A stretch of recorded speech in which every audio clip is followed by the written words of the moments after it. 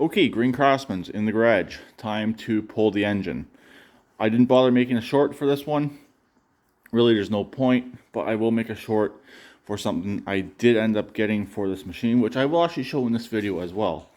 So what's happening is the Briggs 15.5 is coming out. It does have a bit of a tick.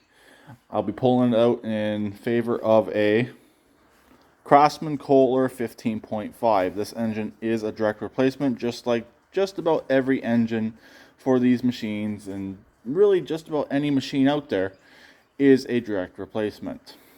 Really, the only time I've ever had issues is if you're running into like an 8 horsepower engine.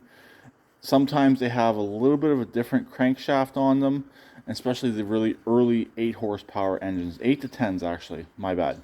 So this engine will be going in. This engine, they're not bad. I've never really had major issues with these engines. I know others have probably, but to me personally, I've never had major issues with this type of Kohler Command engine. I've had them in Craftsman's, I've had them in John Deere's. I think I had one in a Sabre at one time as well, but I'm not sure on that one. But like I said, I've never really had issues with these engines. For the most part, all that's really going to be different on this is the electrical. Some of that may have to get modified. I'll have to find that out as time goes on. I'm hoping that engine charges. I don't know anything about that engine. I was told it ran. It was supposedly in a John Deere that was dropped off a truck, but the guy had it running after the John Deere broke its front axle or something along those lines. That's what I was told. So that's the story I got. I don't know how much of it is true, but the guy was very truthful on this entire machine. So I'm believing that story was completely true. We'll go out and I'll show you what I actually got for this machine now. Picked this guy here up yesterday from my local shop. This was actually the only one like this available. This is the cable engagement deck. A little on the hard side, a little bit on the hard side to find. No one else had one except for one place that I do deal with locally. So I'm happy I was able to get it. It is complete. I do have the arms right here for it as well, which my machine was missing. No belt, but I ordered a brand new one off Amazon. I also have 2 new blades coming for it as well.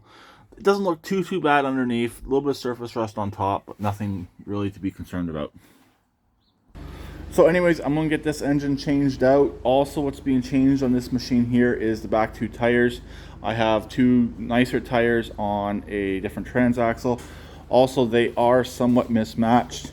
This one here has the gray rim, which is actually more common for the newer Craftsman machines.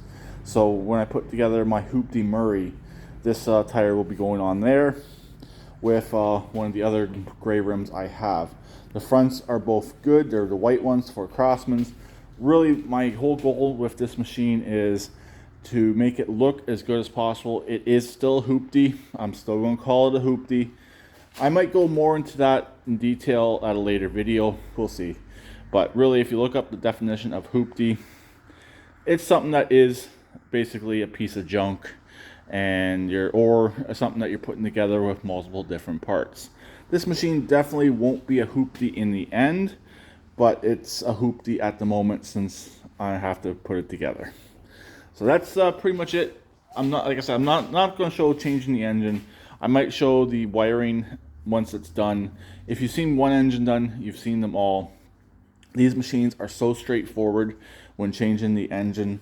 5 bolts underneath, that includes the crankshaft.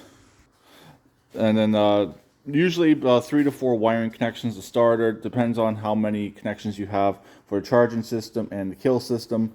You have your throttle cable, fuel line, and it's out. So that's pretty much it. Very simple.